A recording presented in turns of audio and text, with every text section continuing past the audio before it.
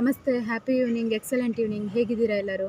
ಎಲ್ಲರೂ ಚೆನ್ನಾಗಿದ್ದೀರಾ ಅಂತೇಳಿ ಭಾವಿಸ್ತಾ ಇದ್ದೀನಿ. ನಮ್ಮ 7 ಚಕ್ರ ಸೀರೀಸಲ್ಲಿ ಇವತ್ತು 4ನೇ ಚಕ್ರ ಆರ್ಟ್ ಚಕ್ರ. ಹೆಸರೇ ಸೂಚಿಸುವಂತೆ ನಮ್ಮ ಭಾವನೆಗಳನ್ನು ಸೂಚಿಸುತ್ತೆ. ಇದು ಇಂಬ್ಯಾಲೆನ್ಸ್ ಆದಾಗ ಏನಾಗುತ್ತೆ, ನಮ್ಮ ಫೀಲಿಂಗ್ಸ್ನ ಎಕ್ಸ್ಪ್ರೆಸ್ ಮಾಡಲಿಕ್ಕೆ ಆಗೋದಿಲ್ಲ. Heart issues, low blood pressure, ಈ ಥರದ್ದೆಲ್ಲ ಸಮಸ್ಯೆಗಳನ್ನ ನೋಡ್ತೀವಿ.